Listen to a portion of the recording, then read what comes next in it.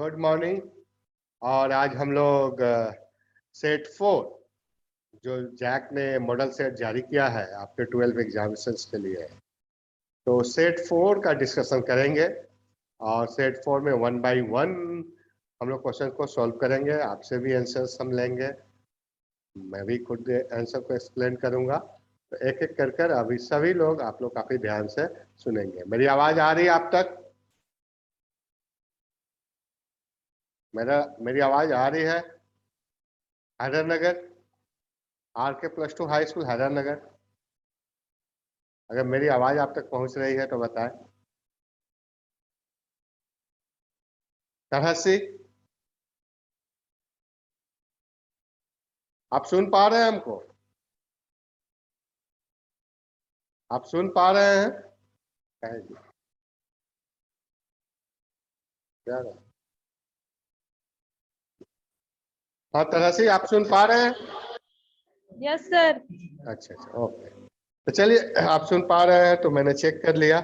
और मैं अभिषेक दुबे आप लोगों को सेट 4 का डिस्कशन आज करूंगा। आप लोग ध्यान से सुनेंगे आंसर को, क्वेश्चन को। से ना माइक बंद हो जाएगा।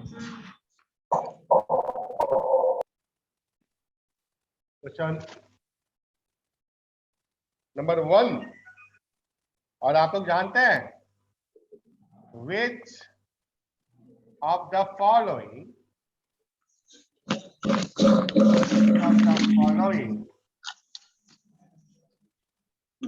is the unit of electric field? Is the unit of electric field? Electric field. Option A, Coulomb. Option B, Newton. Option C, Volt. Option D, Newton per Coulomb. Which one is correct? कौन सही है?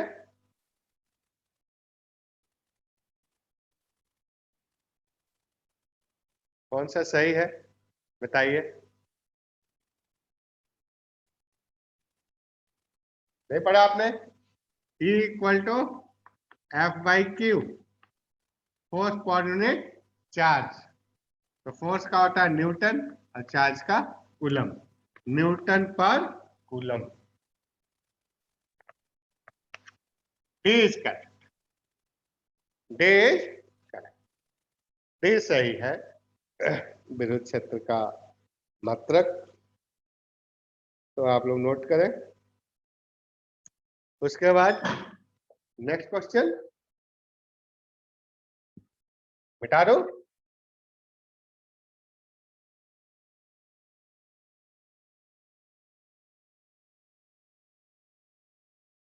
Twelve का set 4, class 12 set 4, question number 2। when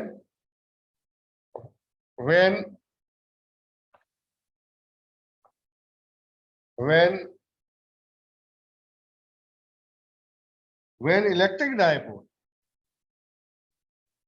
when placed in uniform field, इसको placed किया हम लोग dipole experience, dipole experiences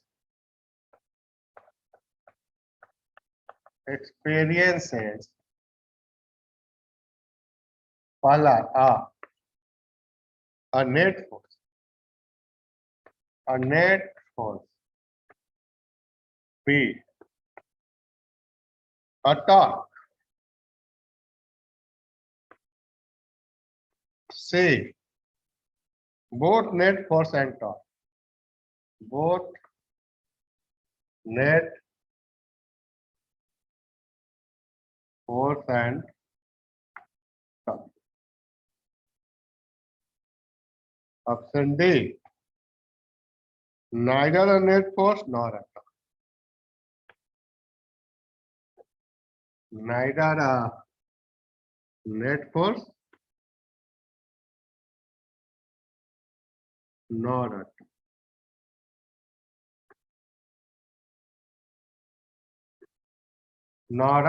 shock।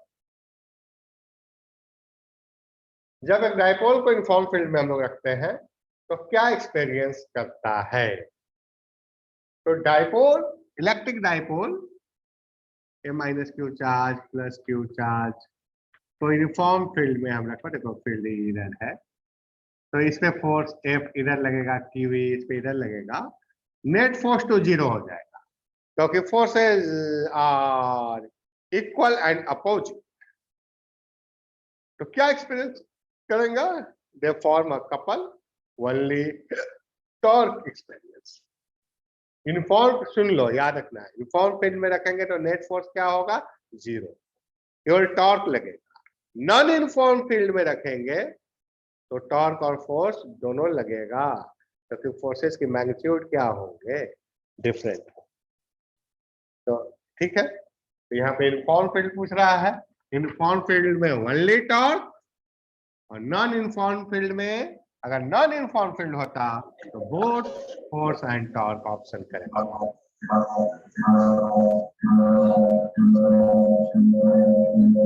Hello, ठीक है।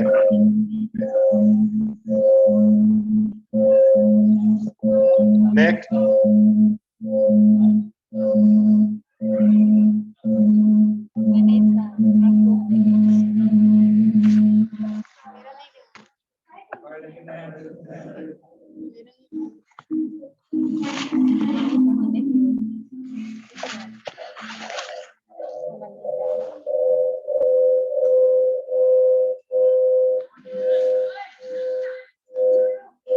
Gaussian surface, Gaussian sphere encloses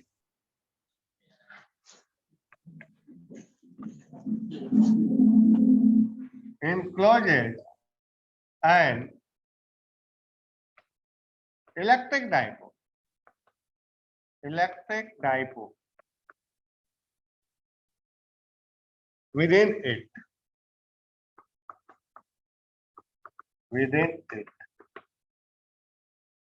The total flux across the sphere is, the total flux across the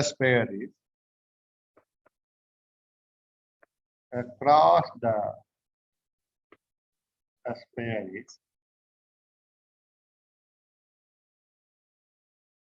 पहला A, half of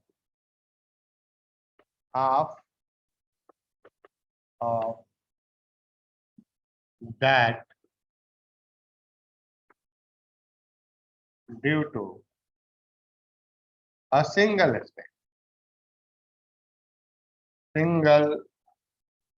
charge. Second option, double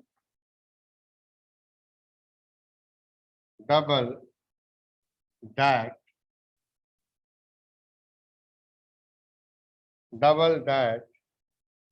due to a single charge.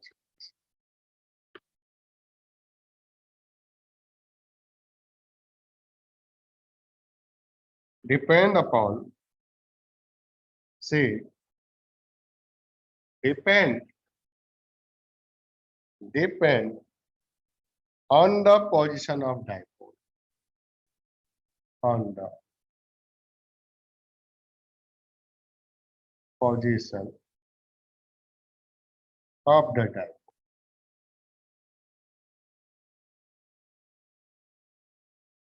Option D, 0। Gaussian sphere के अंदर एक electric dipole को रखे हैं, ये Gaussian sphere है, dipole है, माइनस क्यू चार्ज और प्लस क्यू चार्ज, तो टोटल फ्लक्स क्या होगा? क्वेश्चन यही है, गॉसियन स्फीयर के अंदर एक डाइपोल को हमने क्या किया है, रखा है। तो फ्लक्स क्या होगा? तो फ्लक्स, जो टोटल फ्लक्स है वो अंदर कितना चार्ज है, Q total divided by epsilon not. यही है, आपको बताया गया है गॉस थ्योरम। टोटल चार्ज कितना, माइनस Q और plus Q, minus Q charge और प्लस Q चार्ज। ऊपर charge, total charge 0 by epsilon not, 0, कोई फ्लक्स नहीं होगा।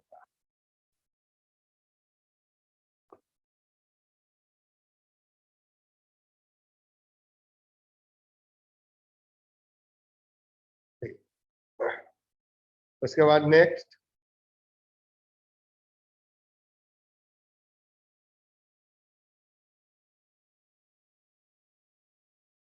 उसके बाद है two copper sphere of same radius. सुनिएगा, two copper sphere of same radius, one solid and other hollow, are charged to same potential, which will have more charge.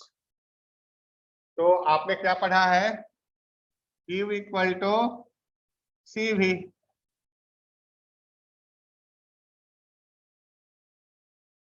Q equal to CV। तो capacity दोनों की क्या है, same है, तो charge भी क्या होगा, सेम।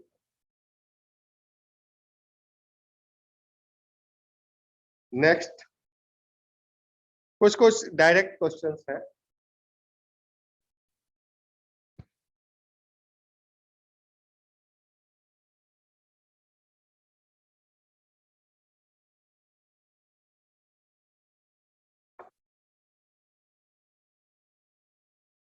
उसके बाद टू पॉइंट चार्ज, देखिए क्वेश्चन देखिए बहुत अच्छा, जो जो क्वेश्चन बनाने वाला है उसको बता दे रहे। टू पॉइंट चार्जेस, क्वेश्चन भी मैं लिख रहा हूं, आप भी लिखे। +3 microcoulomb and -8 microcoulomb attract each other, attract each other,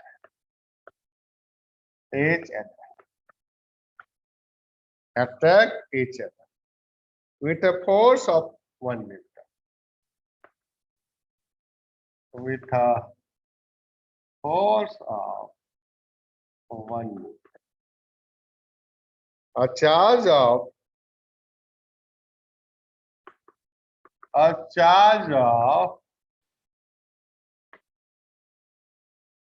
5 microcoulomb, पर अच्छा है, 5 microcoulomb is added, each of them, दोनों में 5 माइक्रोकूलम चार्ज ऐड कर दिए। The force will, now the force will be,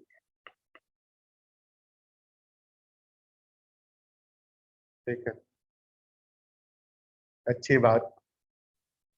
option A, 1 newton attractive. Option B, 1 newton repulsive. Option C 0। Option D can't be found, cannot be found, cannot be। तो देखो बच्चों, पहला जो case है, Q1 कितना है, एक Q1 है 3 माइक्रोकूल और ये R डिस्टेंस पे है। एक Q2 कितनी है, -8 माइक्रोकूल। तो फोर्स क्या होगा, K Q1 Q2 by R square.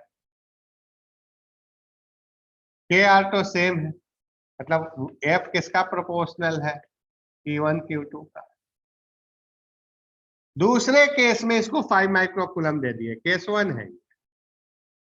दूसरे केस में सुनना ध्यान से, इसको 5 माइक्रोकूलम आपने क्या किया है, ऐड कर दिया। तो 5 ऐड कर दिया तो 5 और 3 कितनी हो गई, 8 माइक्रोकूलम हो गई। और यहाँ पे Q2, इसमें 5 ऐड कीजिएगा तो क्या हो गया, -3 माइक्रोकूलम हो गई। तो देखो यहाँ पे Q1 कितना था 3, Q2 कितना था -8, 3 into 8, यहाँ पे क्या था 3 into -8 -24 थे। यहाँ भी A proportional to Q1 Q2 ही होगा, तो 8 into -24, तो दोनों केसेस में तो सेम फैक्टर है। तो जब यहाँ 1 न्यूटन का फोर्स है तो यहाँ भी 1 न्यूटन होगा, और एक प्लस है दूसरा माइनस है, तो 1 न्यूटन अट्रैक्टिव होगा। क्या हुआ जी, चार्जेस की मैग्नीट्यूड ये 3 था, ये 8 था, Q1 Q2 24, नेगेटिव, एक पॉजिटिव है नेगेटिव है तो अट्रैक्टिव होगा, हमको मालूम ही है। यहाँ भी 5 दिए तो 3 वाला 8 हो गया, और -8 वाला -3 हो गया। ये भी 24 होगा, एक प्लस एक माइनस है तो ये भी अट्रैक्टिव होगा। इसमें जब 1 न्यूटन है तो इसमें भी 1 न्यूटन ही होगा।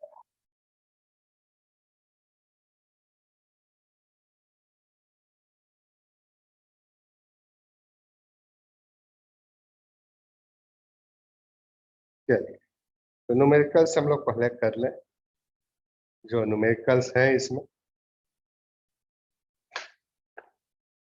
नेक्स्ट,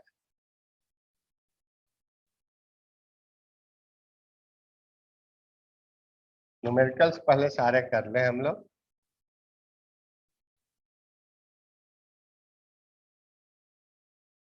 देखिए देखो बहुत अच्छा क्वेश्चन। टू कैपेसिटर, तो capacitor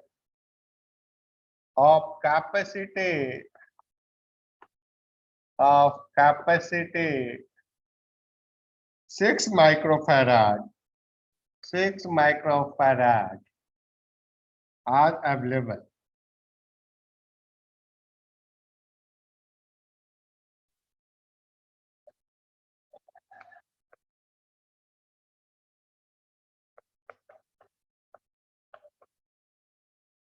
The minimum and maximum capacity.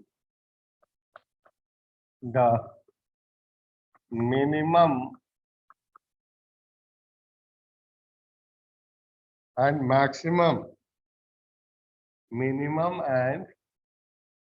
maximum capacity,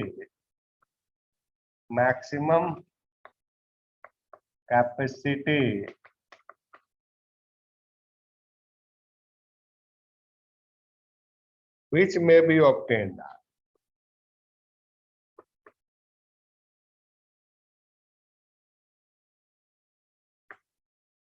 ये तो आप जान रहे हैं, option A 6 microfarad, minimum maximum है 18 माइक्रोफैराड, बी है 3 माइक्रोफैराड, 12 माइक्रोफैराड, ऑप्शन सी है 2 माइक्रोफैराड और 12 माइक्रो, ऑप्शन डी है 2 माइक्रोफैराड 18 माइक्रो। देखो, तो जब कैपेसिटर पैरेलल में होगा, पैरेलल में कनेक्ट करेंगे तो C1 + C2 होगी कैपेसिटी। दो ही तरह की कॉम्बिनेशन होगी, दो चाहे यार पैरेलल कनेक्ट कर दो यार सीरीज, तो C1 + C2 होगी, 6 + 6 कितनी होगी 12 माइक्रोफैराड। और जब सीरीज में हम कनेक्ट कर देंगे तो क्या होगा 1/C1 + 1/C2, तो 1/6 + 1/6, तो 1/CS = 2/6 या 1/3 या CS = 3।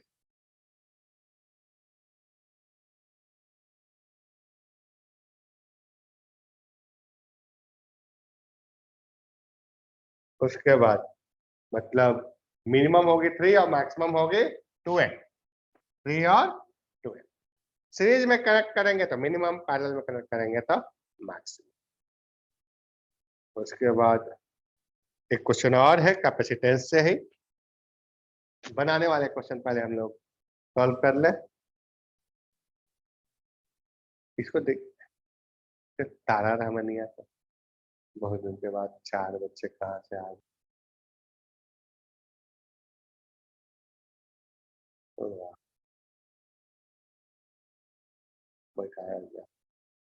हेलो, तारा रहमानिया, RK+2 हाई स्कूल तारा रहमानिया।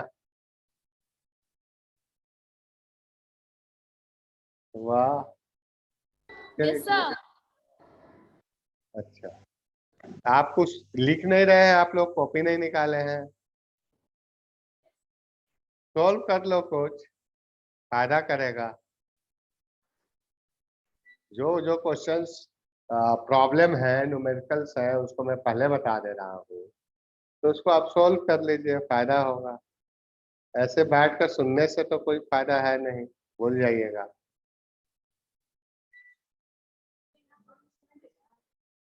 चलिए हटाइए।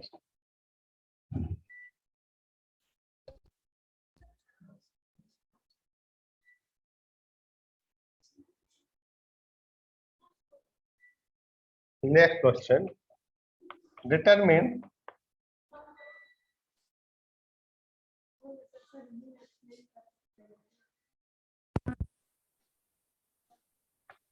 the equivalent resistance,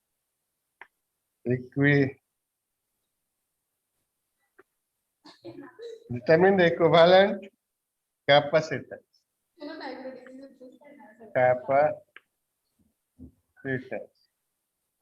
between point A and B.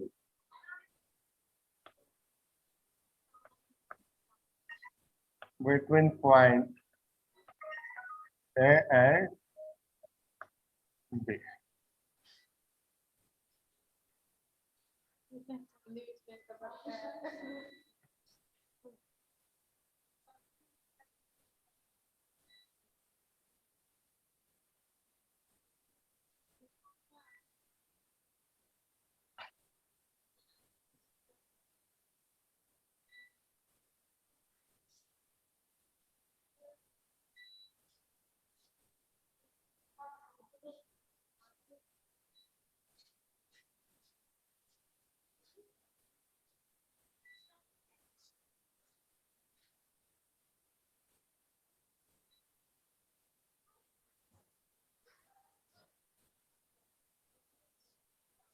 और सब है 3 3 3, ये 3 है, ये 3 है, ये 3 है और ये 3 है। तो कितना होगा? ऑप्शन ए है C 2C, और ऑप्शन ए है 1C, option B 2C, option C 3C, option D none. ये क्या है जी? एक व्हीटस्टोन ब्रिज है, ये भी 3 है, सब 3C है, ये भी 3C। ये क्या है? व्हीटस्टोन ब्रिज है। व्हीटस्टोन ब्रिज में कितने कैपेसिटेंस है? 1 2 3 4 5। इसका रेशियो इसके रेशियो के अगर बराबर होता है, इसका अनुपात, तो 3/3 1:1, इसका अनुपात 3/3 1:1 अगर बराबर होता है, इसको हम लोग हटा सकते हैं। ये बैलेंस कंडीशन में कहा जाता है, ये ट्रिक है आपकी। इसको जैसे ही आप हटाइएगा, इसको आप हटा सकते हैं, हटा सकते हैं। ये दोनों किस चीज में हो गया? सीरीज में। तो सीरीज में क्या फॉर्मूला है जी? C1 plus C2, 3C plus 3C, sorry blunder हो गया, 1/CS equal to 1/C1 plus 1/C2, series में फॉर्मूला। तो 1/CS 1/3 प्लस 1/3 2/3, तो CS इक्वल टू 3/2। ये हो गया 3/2। ऊपर वाली कितनी हो गई 3/2, 3/2 मतलब कितना 1.5c।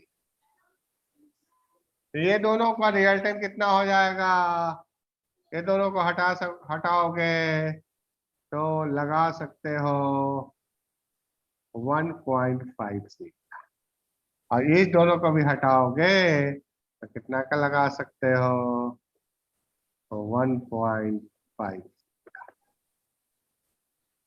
उसी टाइप से नीचे वाला भी दोनों किस चीज में है, सीरीज में है। नीचे वाला भी दोनों किस चीज में है, सीरीज में है। सीरीज में है तो उसको हम लोग हटा सकते हैं, तो कितना आएगा 1.5c ही आएगा।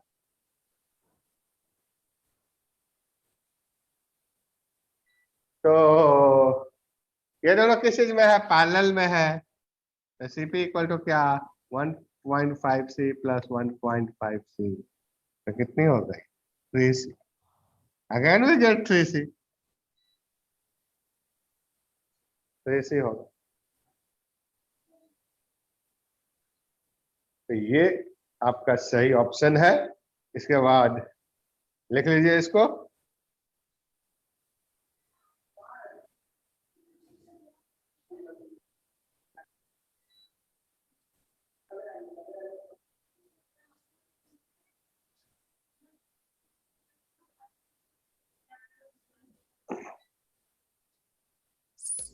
सर ये कितने सेट का क्वेश्चन है? हाँ ये कितने सेट का क्वेश्चन है? ये सेट 4 है। Okay sir.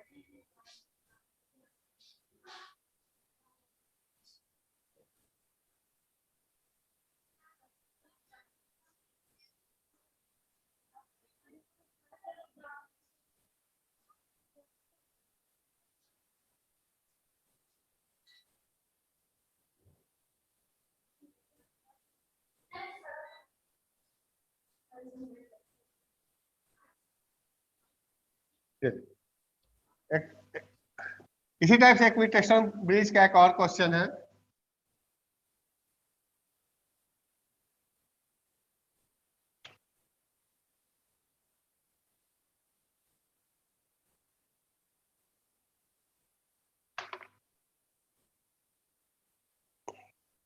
कह रहा है कि the resistance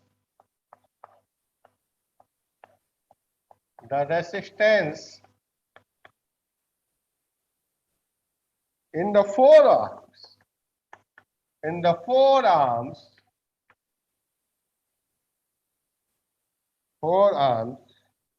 of Wheatstone bridge are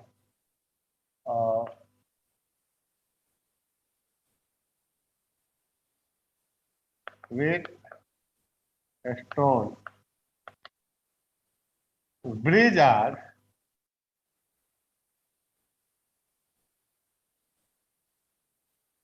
as follows.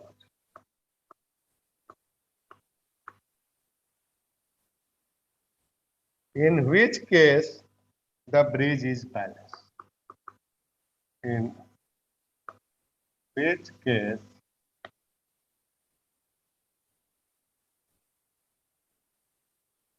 the bridge is balanced?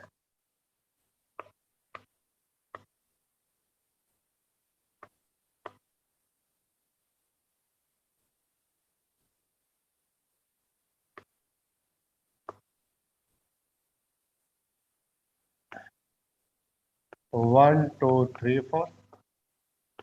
Option B 2, 2, 3, 4। Sir ये क्वेश्चन एक बार हिंदी में एक्सप्लेन कीजिए ना।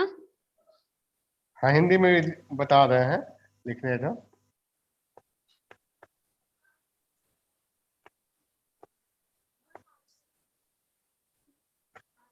सुनना हिंदी में। व्हीटस्टोन ब्रिज की 4 भुजाओं में प्रतिरोध इस प्रकार है, किस स्थिति में व्हीटस्टोन ब्रिज संतुलित है।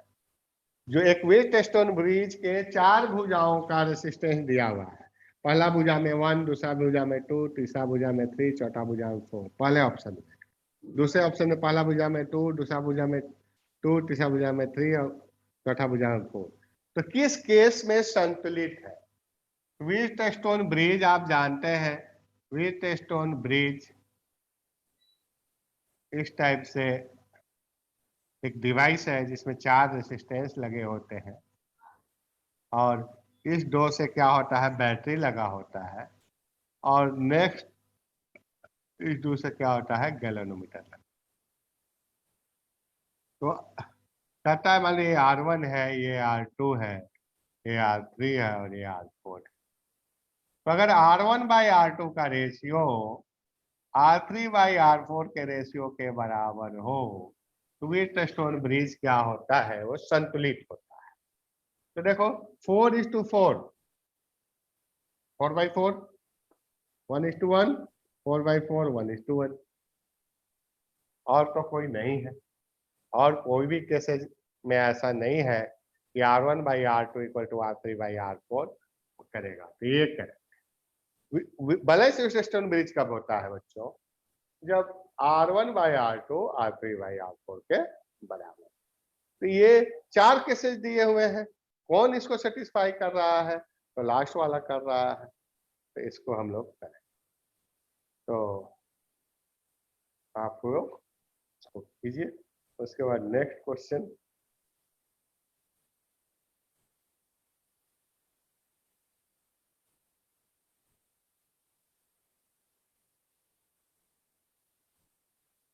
उसके बाद question number 16।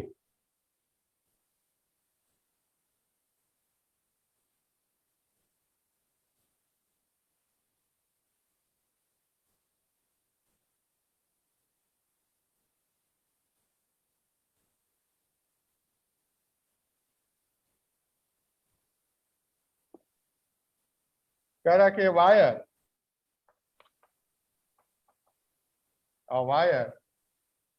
P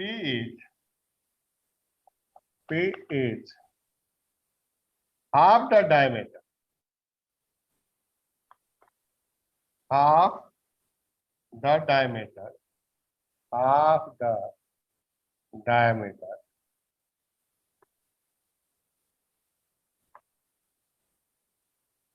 and half the length, and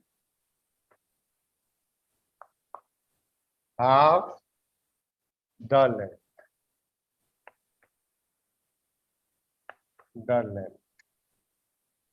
of wire Q, of wire Q of similar material, of similar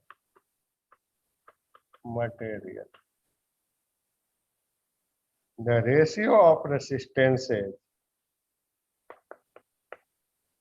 the ratio of resistances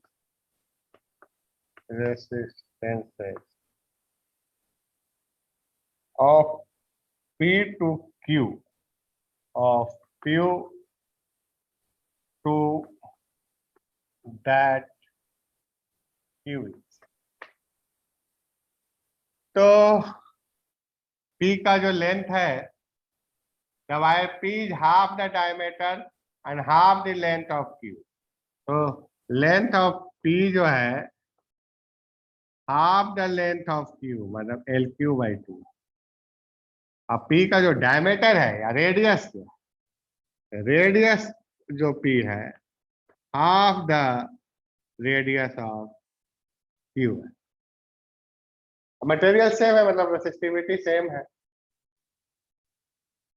तो फॉर्मूला क्या है जी, R = ρL/A। तो RP =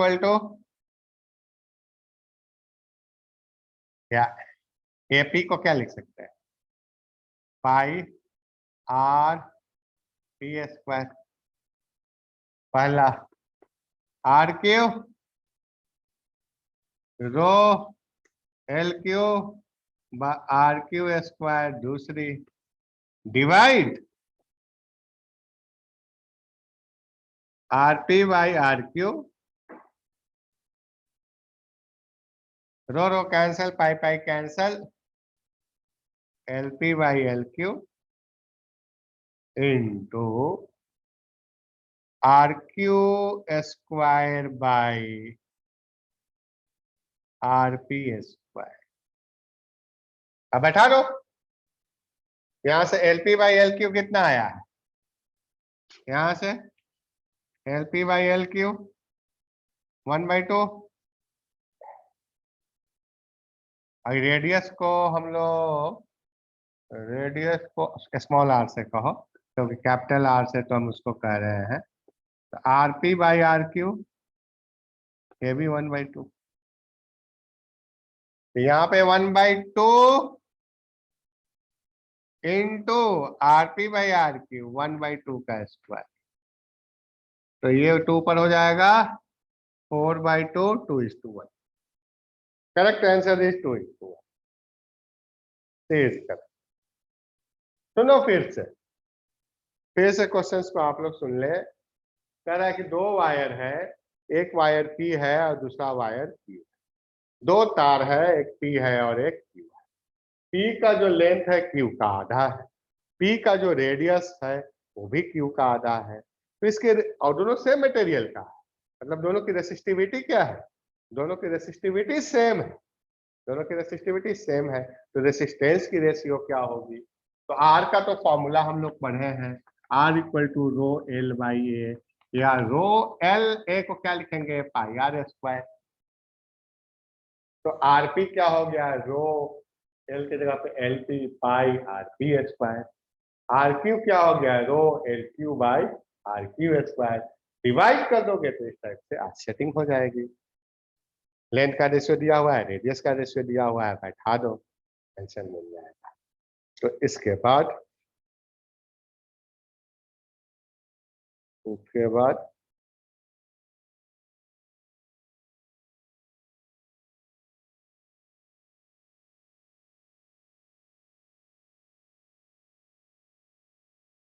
हाँ, नहीं उसको इसके बाद next question.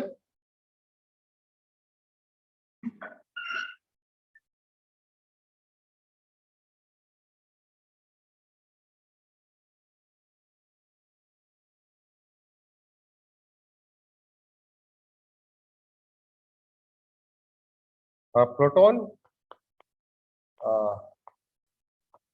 Proton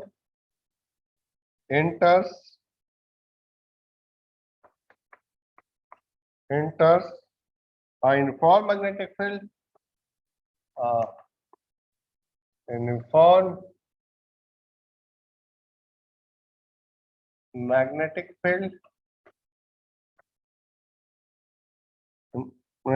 field of 5 Tesla with velocity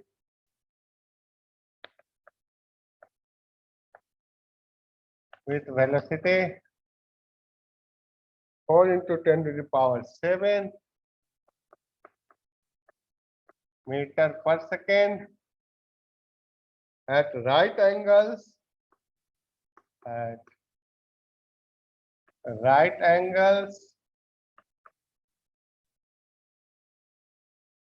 to the field.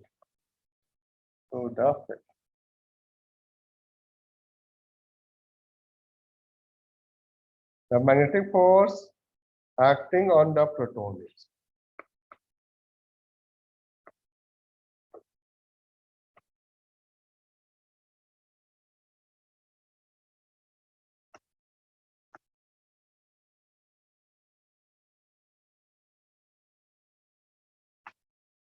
proton.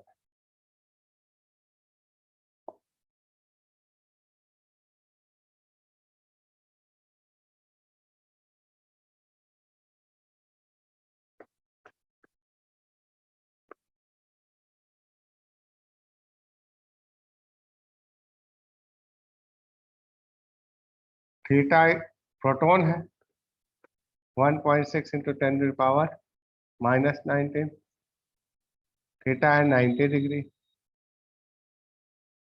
F = formula है QVB sin थीटा। वैल्यू बैठाओ, वेलोसिटी 4 into 10⁻⁷ अब मैग्नेटिक फील्ड 5, इसको मल्टीप्लाई कर दिया है, 8 8 को 4 से मल्टीप्लाई कर दिया, इस तीनों को मल्टीप्लाई कर दिया, 32 -2 कितना न्यूटन।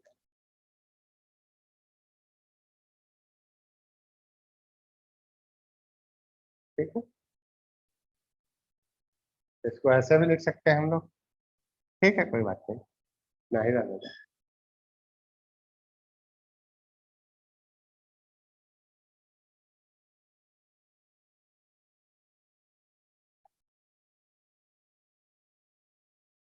उसके बाद Lawrence force, Lawrence force, Lawrence force का जो एक्सप्रेशन है अगले क्वेश्चन में, तो लॉरेंस फोर्स में इलेक्ट्रोमैग्नेटिक फील्ड में जो फोर्स लग रही है उसको हम लोग क्या कहेंगे, लॉरेंस फोर्स। और एफ क्या होती है, क्यू, और एफ एम क्या होती है, क्यू वी क्रॉस बी। तो लॉरेंस फोर्स क्या हो जाएगा, क्यू बाहर कॉमन ले लिया, E plus B cross B. जो ऑप्शन है वही सही है। कौन सा सही है?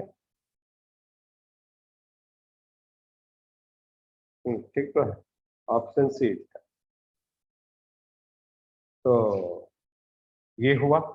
एक क्वेश्चन और आप लोगों से हम पूछ लें, पहले भी बताया है, दूसरे सेट में भी एक क्वेश्चन था।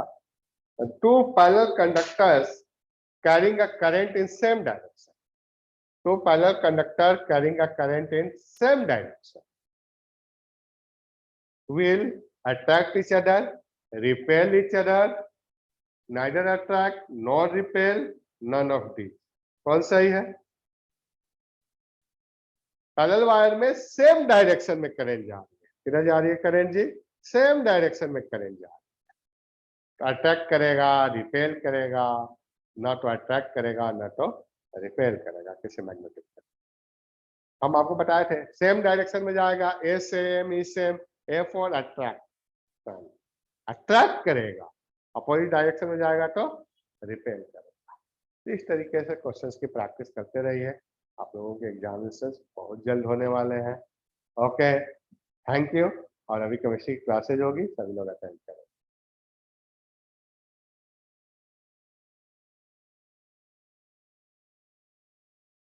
Thank you, sir.